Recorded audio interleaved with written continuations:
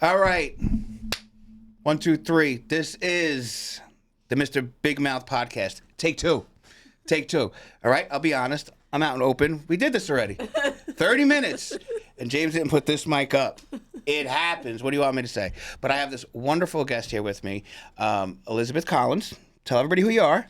Hi, my name is Elizabeth Collins. I'm owner of Anime Ink Art. So I have my show called Anime Ink Art Live Talks. I talk to different Black nerd and Black businesses about their journey in content creation and how we can support each other better. I also have my own. Bring the mic closer. Oh, sorry.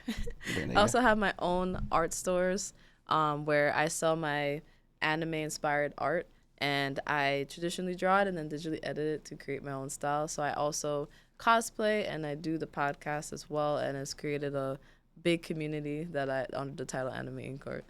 Amazing. So go to community. Like I said earlier in the, anime, way out of my lane, not my lane. Elizabeth reached out to me. She's doing a show here the 18th with her team, group. What do we call it? Her community, right? Caught my interest. Now, how did you get into the anime world? Like, how long ago? What was it that triggered this love for this community? So it actually started when I was about 7 years old. So I found out about the show. Well, it is an anime, Pokemon. And there's something about just the world and like learning about all the different Pokemon and, the main character Ash and his adventures, trying to be a Pokemon trainer. It was very interesting and I got very like obsessed with it, like trying to learn all the Pokemon and everything. So that started when I was 7. And fast forward a few years, like when I was 10, in 2005, more of my cousins knew that I was getting into it, and they said, "Oh, this is anime," and they started showing me different things. And I picked up my first, they call it Magna, and Tokyo Mew Mew, and that's when I started watching a lot of anime. So for the past 20 years, I've just figured out what anime is, and I haven't gone back since, and it's been 20 years. It's amazing that like a mainstream cartoon like Pokemon, that's mainstream. Yeah. How it took you into basically not mainstream artwork, right? Like it opened your eyes to it, and then you started digging deeper and deeper and deeper. That's amazing. So, what was the first like kind of non-Pokemon that caught your attention? Anime. So that was a show called, so for the fans, there's a show called Tokyo Mew Mew. Okay. It came out after a similar series called Sailor Moon, which is really popular. This is like a few years afterwards, but that's what I first came across. And I don't know, that was like my first after Pokemon, which it wasn't as mainstream. And I had got the Magna series. I ended up watching the whole series. And this was when I was like in 5th grade. You had more time. You weren't, adulting. And a lot of series had like 12 episodes. So, during my breaks in summertime, I became like a binge anime watcher for a little bit. So that's when I watched a lot of my series, going up in numbers because they were shorter series. And then I ended up finding some of the mainstream ones like Bleach and like Dragon Ball Z and Naruto. So around that time that I started was kind of like when the boom was going to start, because that's when you were a little ahead of the curve. Yeah, they had like a series called Toonami. Okay. And a lot of those shows started coming up, and that's when I started watching it, like Bleach and Naruto. So that's where like a lot of my binging days and where I learned about a lot of anime started in that year. So. Naruto, that's the one that my niece kind of turned me on to. She was in love with that that anime cartoon. And the anime, obviously the art is amazing. What they do is amazing, but the storylines, right? Tell me a little bit of, and for the people that don't know in the anime world, what are the storylines? They always look at it and they're like, oh, these are Japanese cartoons or whatever the case is, whatever they think it is. What are they talking about in these cartoons? What is it? What are they covering? I will say I understand, because just the history of when it came to America. Some of the the adult anime came, so they probably assume it's that, or it's just too strictly just for kids. But anime is just like any normal streaming, like on HBO and stuff like that. You have drama. That's probably not for kids. Some are not for kids.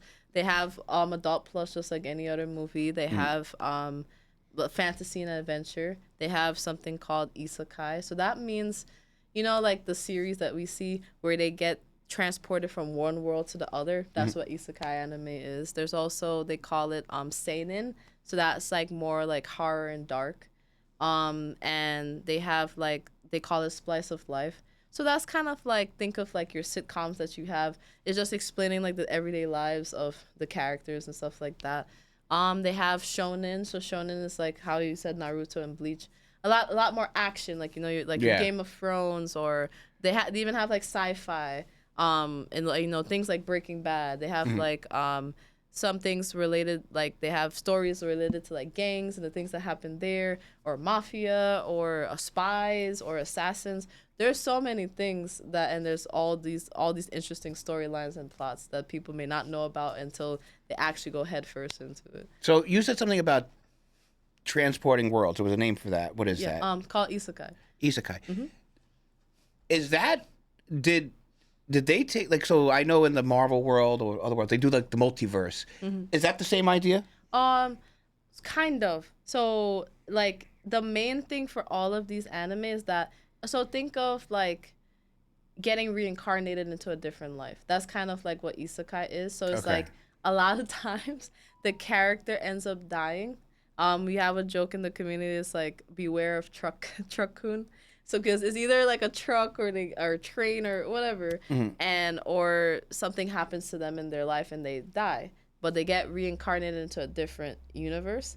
And sometimes it's like almost like equivalent to D&D, or it could be any different type of universe, and now all of a sudden they're like, some of them, they're like a king or a prince, or they're an assassin. Like they, like, sometimes they're like a normal everyday person in the real world, they die, and then there's a whole nother world and universe that they just reincarnated. Sometimes they're not even the same gender or the same like race. Sometimes that's sometimes what this genre goes really into. Let your imagination go wild, right? You can really do. You're not tethered to any kind of. Yeah, it can be anything. There's one called I was reincarnated as a slime. So they literally like, they died and they went into like an RPG, they call it, like, universe, and they were a slime and they were dealing with dungeons and dragons and stuff like it goes wild when it comes to that. That is wild. And just like I said, obviously people in the community know what this is. People that are watching this kind of starting to learn. So got a little baseline on anime, what it is, the different kinds there are. How did this community start with you? So for me, it started with me taking that plunge to, like, I've always wanted to do something where like I had my own business, I guess, or like selling, I guess. People have asked me to like sell my artwork and stuff like that because they like the artwork, but at the time I didn't know if I was doing it for them or for me. So it took all the way until after graduating from college, during the pandemic. For a lot of people that happens, and I said, okay, maybe I should try.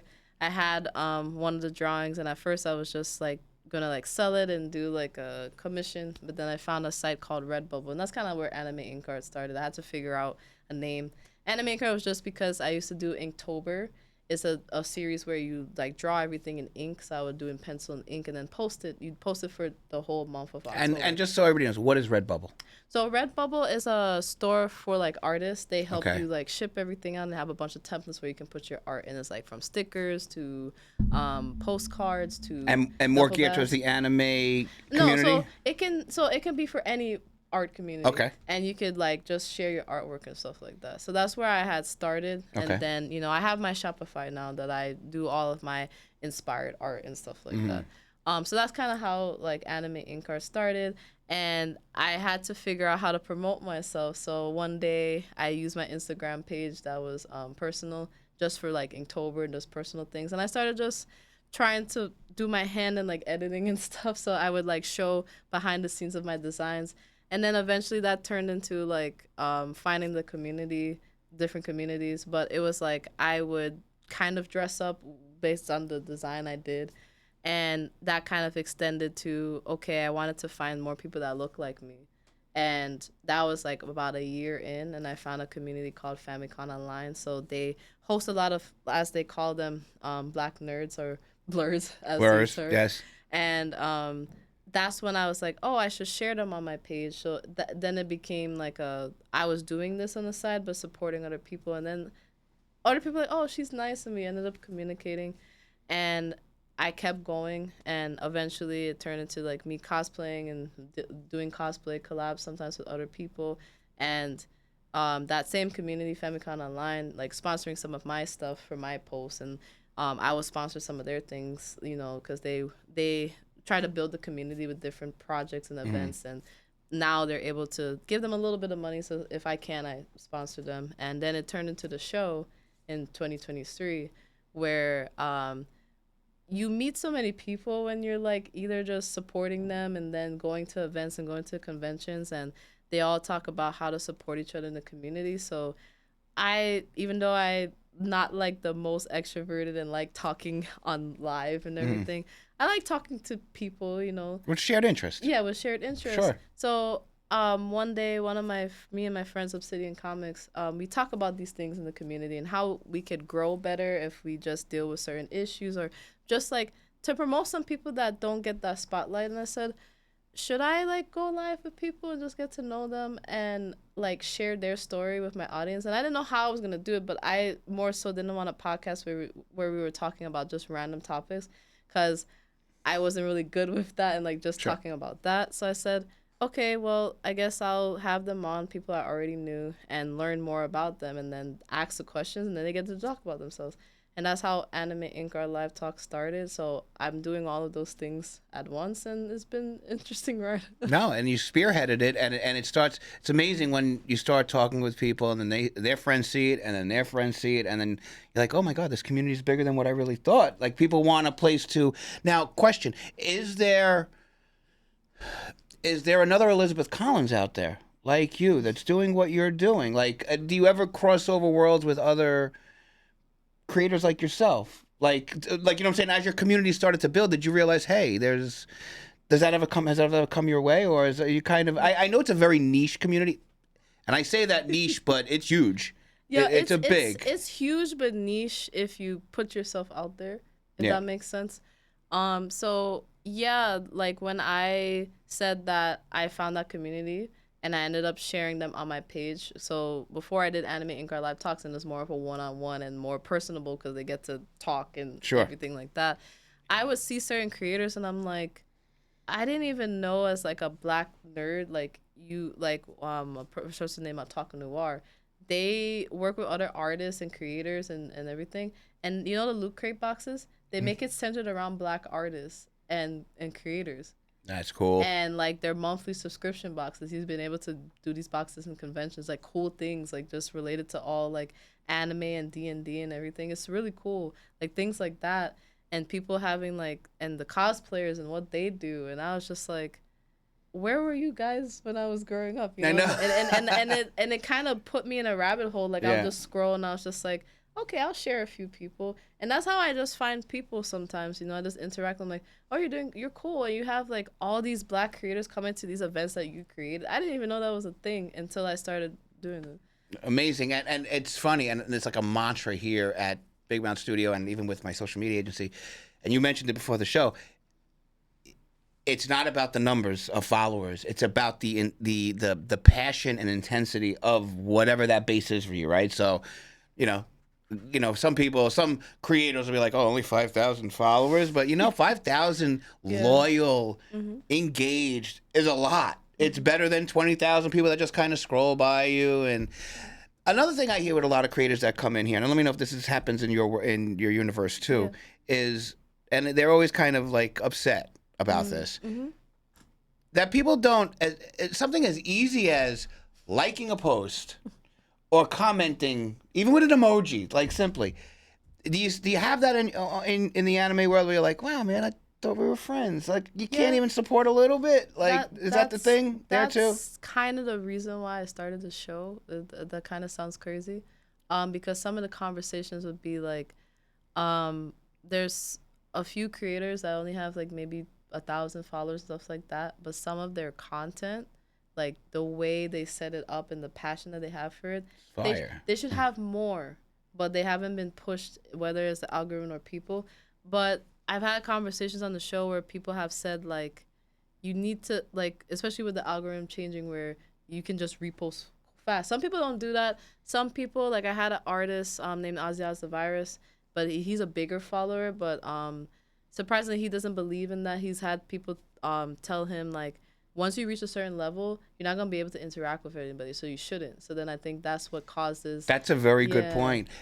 And what I've noticed here at Big Mouth Studio, it's like bringing the two worlds together. So I've noticed, it's like, let me know if it's the same for you. You go to an event, you meet a bunch of people, you network, and then all of a sudden your growing grows a little.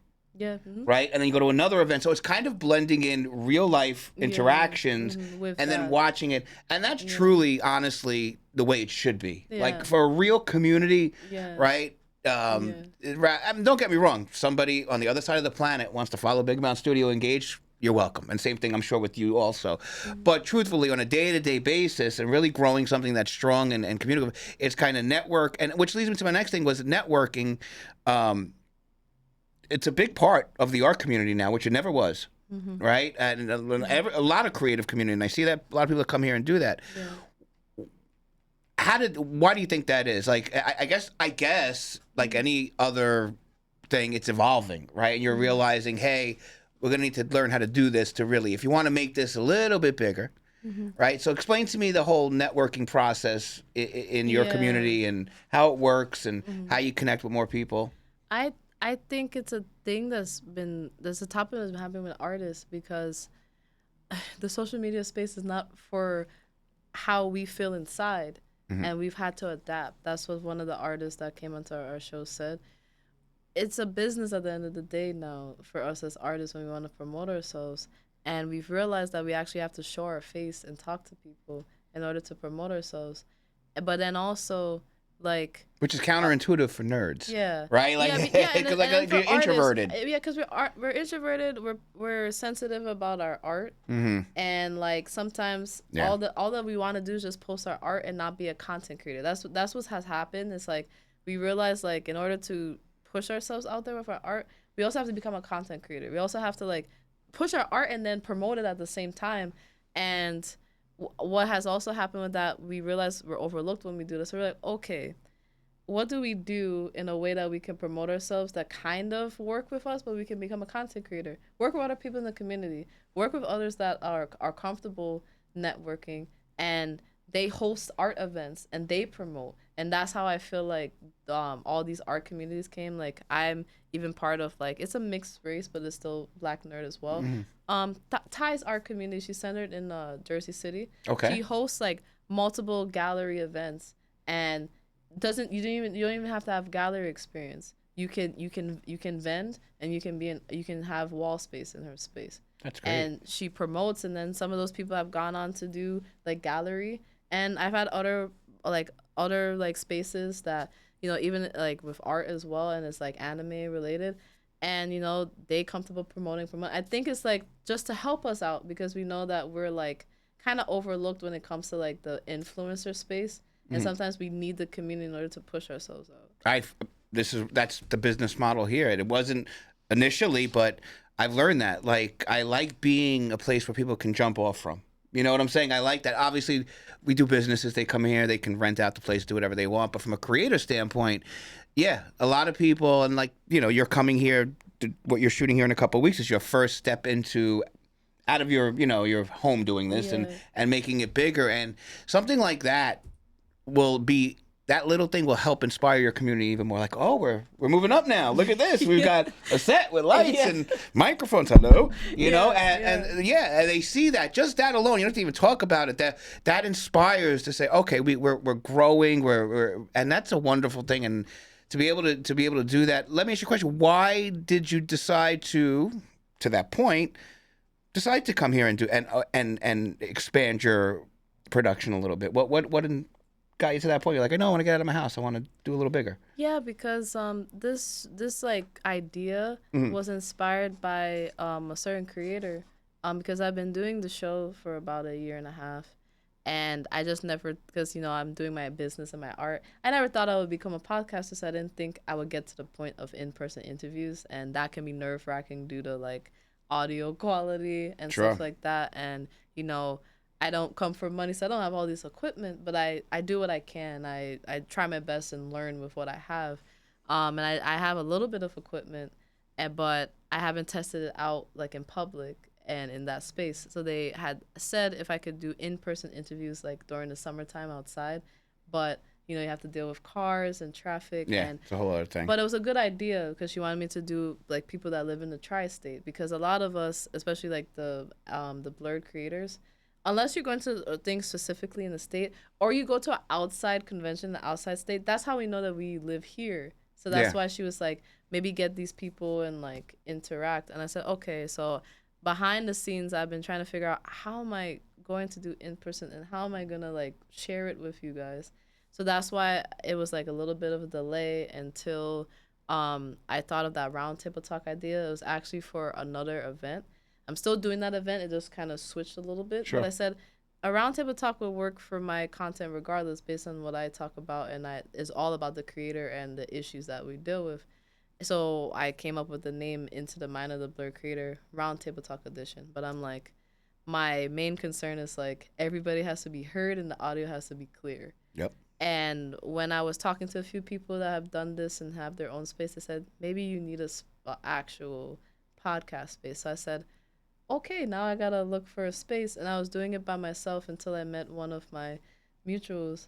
Their name is Clutch Boy Wonder. And they said that they would help me find spaces. And this is how we ended up trying to find a space. And thankfully, we found you. Through Tag Inquiry. Yes, FYI, shout out. And because I needed like podcast related, because it's still a podcast at the end of the day where we're talking with different creators. You had everything that we needed, and it was also close by. I didn't have to like travel too far into New York and everything, even though you're like kind of close to New York.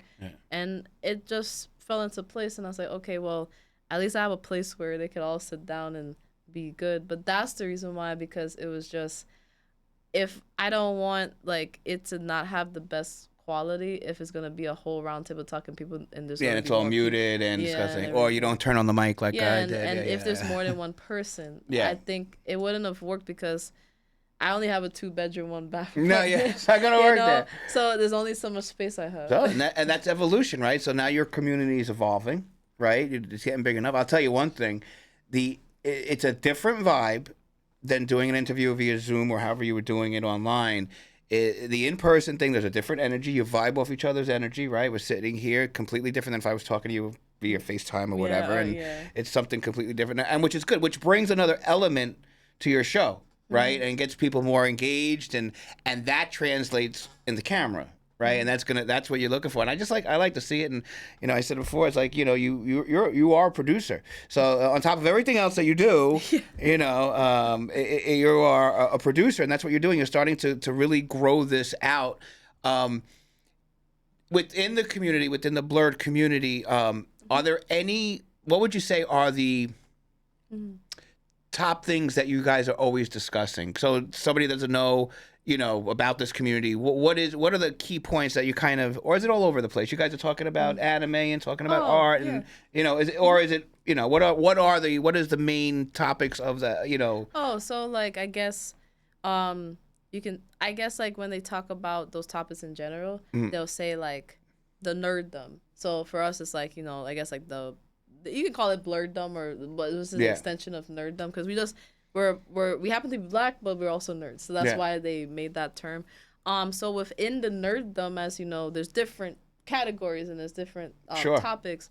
So, you have gaming, you have anime, you have comics, you have manga, like Marvel, DC Universe. Cause that's what nerds do. But like there's subset, like for the different creators, they could be into all of it, and then on their page is all of it. And then some people are specific. Like for me, I like games, like learning about it, but I didn't get to really play them as much growing up. So I may not be the person for that, but when it comes to anime and like comics and like manga, I'm your girl for that. Like I know a lot about like the anime side of things and stuff like that. So your group has like the gamers, like, and therefore like with the art, or even if I'm just talking to people like just outside of the space.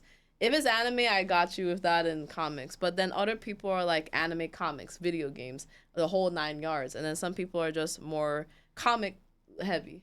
So like if you need like your comic fix or your manga fix, they're for you. Question about the comics. I'm interested in this. Yeah.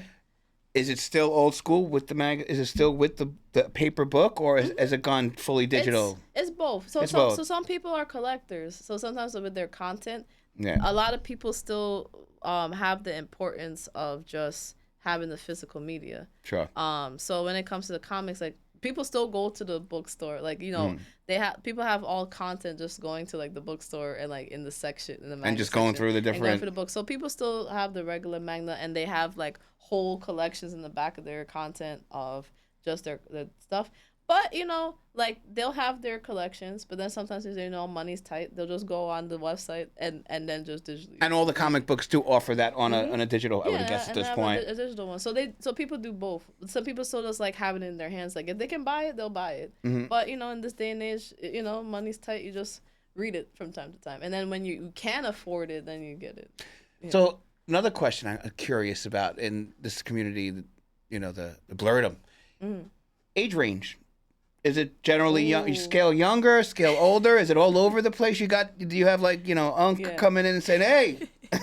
I like that. I like that question because I feel like people like there's a stigma against it. But I want to say I'm gonna be 31, and I have a lot of friends that are older than me in the community that have created their own businesses, and they're like 30, 40 plus, and they're still into they're all and in, going strong. And I love that. I love that we're not part of like is grown enough and supported enough that like the people in my life that have their own podcasts and businesses and stuff like that, and they're 40, 50, some are 60, 70 plus. I have one creator. I love him so much. His name is Navy Montel on Instagram. He loves comics, like over 50, going strong. And then you have the people that are younger, like, you know, the kids and thing. But I really like to touch upon like the older, because it's like, you know, they may see me, maybe not know I'm 30, but like I'm in my 30s and I'm still going strong. And people have whole businesses and communities. And I love that we're in that space now where we can, like, there's still going to be a stigma, but at least people are able to defend it and say, no, like it's not just kids. Like some of us as millennials really like spearheading when it comes to the Blerd community about our love for it and like taking it to the next level. Some people being able to go to Netflix and events that are related to Tokyo Ghoul. I even went to a concert that was Tokyo Ghoul and I got invited to it. You know, that's where we are with anime. It's a beautiful thing. Pull the mic close. There you go. Yeah. I want to make sure you hear your voice. Yeah. It's a beautiful thing. So then I guess the question would be is, do you see, because as you get older, right, I'm of that mind frame. If you love something, why not make that what you do, right? If you're going to spend all these hours doing something, you might as well love it. Do you see you going in that space? I know you have a day job. I don't want to say what it is, but you do your thing. You got to pay the bills and what have you. Yeah. But do you see this evolving into a full-fledged business where this becomes your full-time thing, like where you're kind of building community and have offerings for them and events? And can you see that happening? I can definitely see it happening. Right now, I'm like in that space where I'm like, I probably would have both for like income. Sure. Now, the honest answer is like, I don't know when or if that could happen, but I could see it happening. But definitely right now, I could see it growing to where it could like sustain me and probably, hopefully, be, you know, sustained at the level of my job or even above it, and that would be great. That's, you know, just a guy that's a little older than you.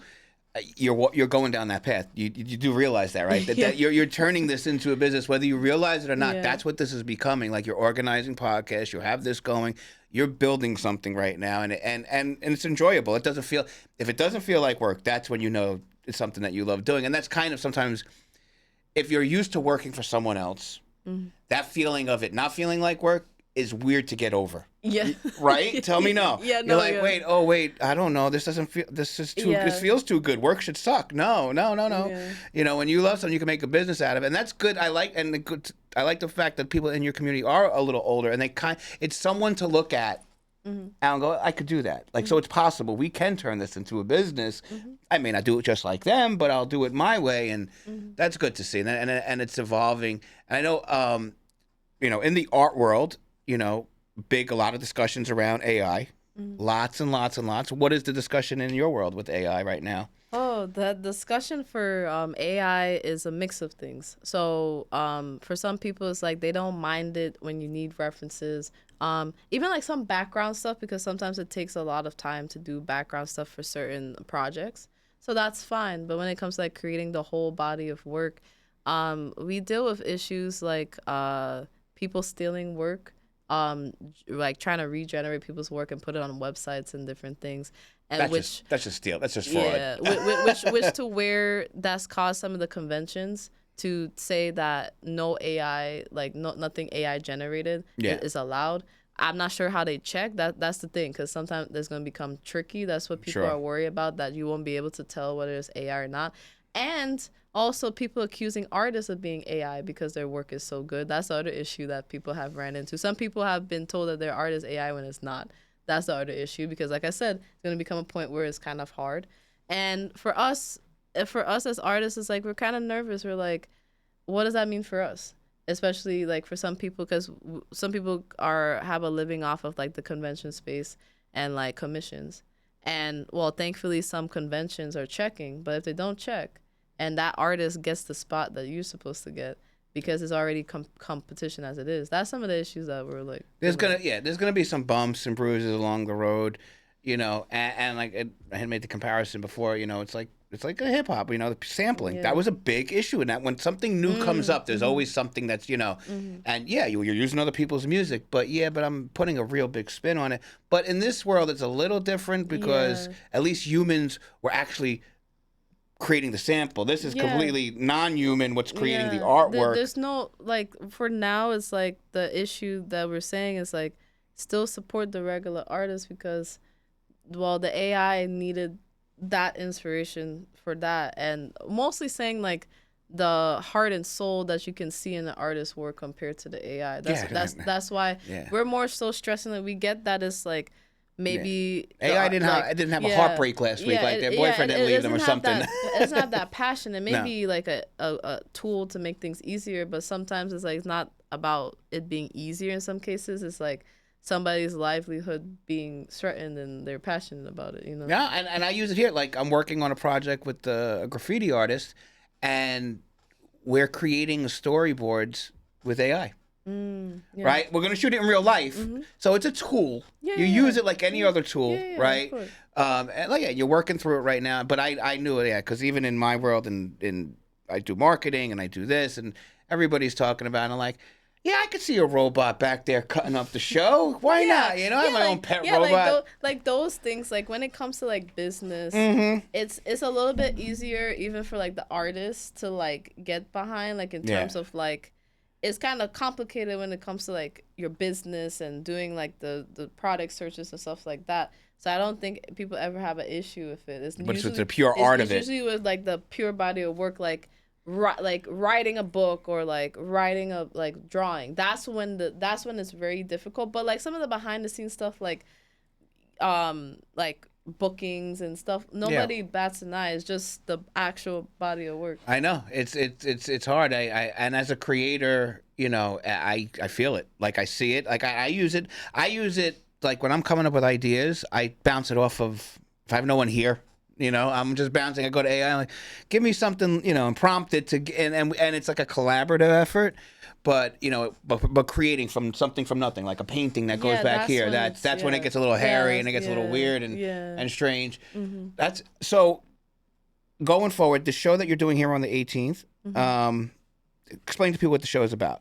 Oh yeah, so the name of the show is a combination. It's a Roundtable Talk edition. So usually in a Roundtable Talk, you have a few other creators and yourself, and as the host, you ask a variety of questions, and that allows them to have open-ended answers and give like their opinion. So the name of it is called Into the Mind of the Blerd Creator Anime Ink Art Live Talks Edition. So it's going to be an extension to where instead of just having an individual creator talk about what they do as a creator, everybody will still explain what they do, but then I'll be able to ask them questions about like topics or issues in their community that we deal with, and have them sound off and give their opinions on it. So some of the topics could be like, misogyny in the community, and how do you feel it's gone on and what we can do to fix it, especially with like women in the community. Also, we can talk about topics like burnout and imposter syndrome. We can talk about different people in the community, such as like indie artists that are creating their own original IP, and how the community reacts to them usually, and how can we push them into the mainstream. Like, are they being blocked because of how we support? Other topics can be like how to navigate networking in the space. All these issues that we talk about amongst ourselves about like what's happening in the community and what we would want to fix or be better. Hopefully I'll be able to ask those type of questions in hopes that it's a safe space, that they feel like it's safe to talk about it without being judged. And do you feel that's what it is? That's why people gravitate towards what you're doing. It's a place where they're like, oh, people get me here. It's basically what it comes down to, right? Is just kind of, I feel comfortable saying what, and you're giving them a platform, and in 2025, that's huge, right? Not everyone has the chutzpah to push forward and do that, and you're doing it, and it's amazing that you're doing it. From here, right? Where do you see this community growing towards? Or so I think it might be a few things. It might be a full circle moment that now that I have my community, I'm able to like foster my own projects that been planning to do, like for my store, and like being able to network in that way. So it's like a community thing. Like I help you. Do you have any of your own art projects, like anime or anything that you're working on right now, like the original work? So like I've created on my store. I have like anime inspired, like more themed merch that I've been trying to do. I went to GalaxyCon Anime and I had like a hoodie that I gave one of the voice actors as one of my favorite anime. And I would just like love to show that more in a creative way. Like I do it with my cosplays and stuff and everything like that. But it would be nice, instead of like me being the only one wearing my stuff, to have people in my community that like kind of love what I've been doing. You know, some people have bought certain things from me to be like, hey, now you get to be a part of it. You get to be part of the shoots and like this website, and like when I go to events and stuff like that. I would love for that to be something that I can do, like how other brands you've seen that have been able to do it, even like in the anime community. So, you know, like a back and forth like that, but also to continue to do the show and have it grow to where others want, like when they do Kickstarters and stuff like that, they would want to come on the show and jump it off and jump and like just have that safe space to really, really get into like what they're doing. And I know I've said I wish that people in my community knew that all these people were doing that. So hopefully, because there are people I've met that also run their own communities and events, I hopefully work with them, maybe have like an event or something. Whether is a vending event, that would be cool, or a networking event here that where they can meet more creators in the tri-state. How big is the overall community that you're catering to in Jersey, in northern Jersey? Is it fairly large, or? I feel like it's large, but the problem is like when it comes to like the specific community I'm in, it's not as promoted as it should be. And sometimes we don't know certain events are happening unless we're talking amongst ourselves. Like a certain like down south events, you'll see it all over Instagram, all over social media. For us, it's like you might see like one or two posts, and then you really have to be like know the creator that's doing the event for that. Yeah. And we're getting better with it. I know like a community I met in Lumberton, New Jersey, but that's the other thing. Like based on our geographics, I would say when you're like Central and South Jersey, they have a lot of more stuff. More people are building, but when it comes to like where we are here, like in Jersey City, like Newark area, it's coming around, but we only have like maybe one or two events compared to like everybody else like down south. They have nothing else to do down in South Jersey. That's why it's busy up here. So it's like you gotta grind, you gotta work. You have to grind and work, so it's hard for people to really have that space to be like, oh, all these people like anime and games and stuff like that. So hopefully one day, like the people I know, if they ever want to come down and we have an event where people in the north feel like I have something that it's like 15 minutes away, as opposed to like me, I have to travel hour and a half, 30 minutes to find the people that I need to find it here in New Jersey. You know? And they say if you build it, they will come. I think you're right. You're exactly right. If you start, maybe that's the next thing you do, is start getting into the world of events and really see. Because just you coming on Instagram started bringing people out of the woodwork, basically saying, hey, I'm into this. I'm into this.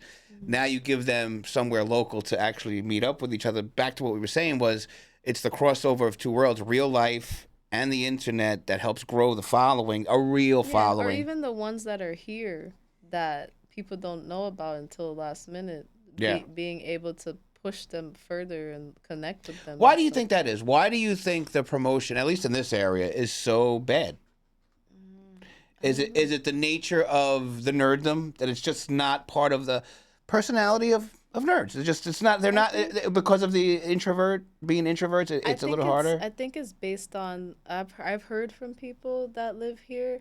I think it's based on like the dynamics of the state. I think they were saying like when it comes to the stuff that we do, we're more like competitive, like like. I'll go on to the big thing, like when we're doing events, and not as community based. Like when you live in the tri-state, because we're in the tri-state, we're on the go here, there. Very true. So I think that's what I've been told by some people is like we're very competitive. It's not like community. Whereas like if you go down south, like I don't know, like Chicago or those areas, they already have like a big collaborative art community. Whereas like you see here in New York, like you have to go to the big galleries, or even here in New Jersey, you have to go to the big galleries. So now it's like I've seen some of the communities come from a place where of like, well, if they don't want us there, we have to create our own community. So now they're trying. But I think because the tri-state is so like, you got to get to the next level. That's why it's been so hard up until recently, because people are like, well, I don't see it, so I need to make it. And they're trying. It's just that it's going to take some time. You're trying. You're doing it. Right. This is I'm always impressed. Like, you take something and you make something from nothing, basically. Hey, I had an idea one day. I woke up and I sat up on Instagram and said, this is my idea. And all of a sudden, everybody came flooding in. And now the evolution will take you to this and that. And then maybe that's your position in this community, is like, they need someone like you, Elizabeth. They need you to grow, and you didn't ask for it, and you didn't plan on it. You're like, I started this 4 years ago to sell, some merchandise, and now I'm running. You'll see. I'll guarantee you. We'll talk again like in a year or two from now. You're like, we're running the biggest event in North Jersey at a convention center, 4,000 people. Oh, look at you. The introverts are not so introverted, right? Yeah. That would be nice, but as an artist, you go with the flow. That's a good. And another question I have is like, artists are very generally laid back. How are you kind of adjusting to the being an artist, but now being a business person? Whether you believe it or not, that's what you're doing. How has that transition been? Because that's a big thing. I hear that a lot here at Big Mouth Studio. It's kind of like, but I love the art and the music or whatever it is. But now you're becoming, you said it before, I've got to be a creator. I've got to learn how to make reels. How has that transition been? Is it tough? Do you feel uncomfortable? Your stomach feel all bent out of shape sometimes? I've told people, because I think like with me doing the show and going to some events, I tell people like I'm outside, but not outside. Like, like we outside, but not really outside. Like a lot of the stuff that I do is just to help me. Like I tell people all the time, I like doing anime ink art. I've always been a person where like when I'm ready to do it, I'll do it, but I know it's gonna make me feel uncomfortable. But maybe there's a reason why I have to do, because it's a learning lesson, and that's happened so many times, like in anime ink art, because like I'm a person where people, I guess you could say an ambivert. Like I'm okay with like the interaction for a while, and then I have my moments where like I dissociate. I'm like, oh, I need alone time now. Yeah. So I'm still that person. But, getting to see how genuine some of these people are, it helps me a little bit. Like, if I need that moment, I'm like, I come from an event and I just need to talk to them. Like, oh, my God, this was such an amazing event.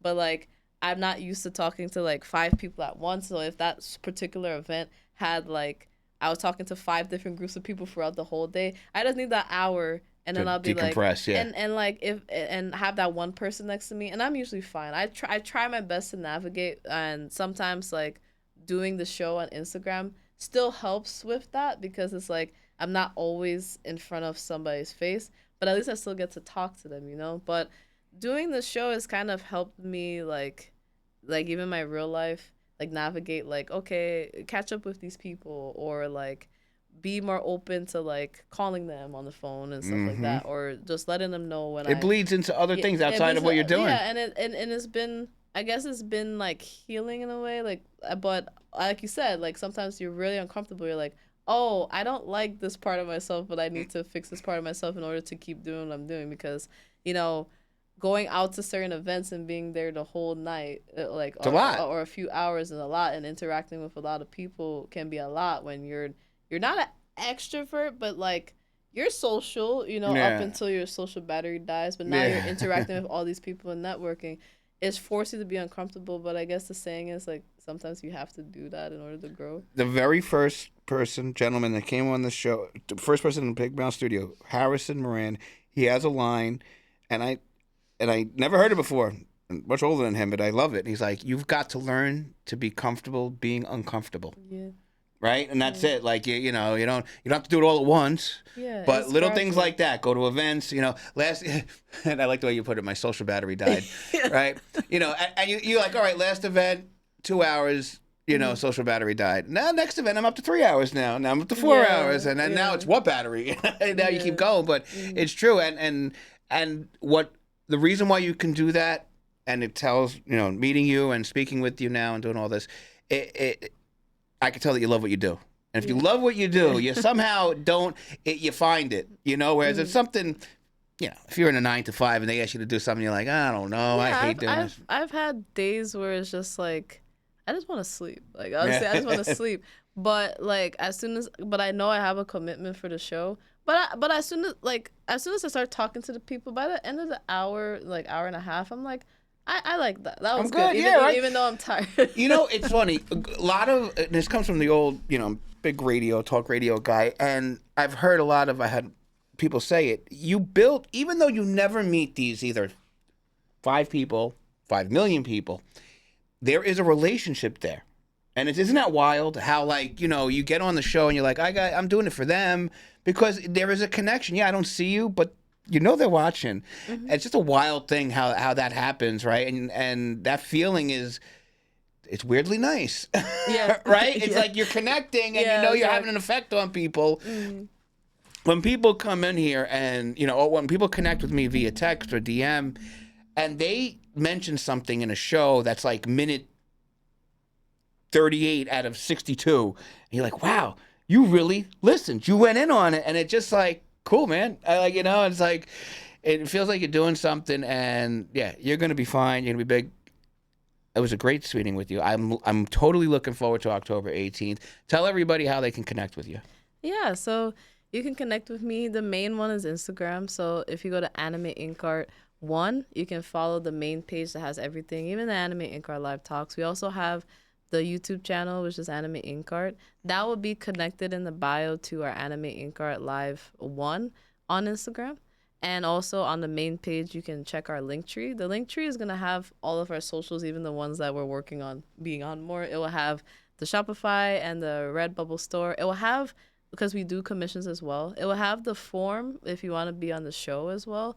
And all the other things that's related to Anime Ink Art that you may need to click on that's relevant, it will all be in that link tree in the Anime Ink Art 1. So definitely, click on it. That's cool. You have a form that people can fill out to be on the show? Mm-hmm. Yeah, it's a jot form. Look at you. Yeah. You're very organized for an artist. Let me tell you. You're growing. You are totally comfortable being uncomfortable. Good for you. And I look forward to next week. And I thank you for everybody watching. And that's it. We'll talk to you later. Bye-bye. Cool.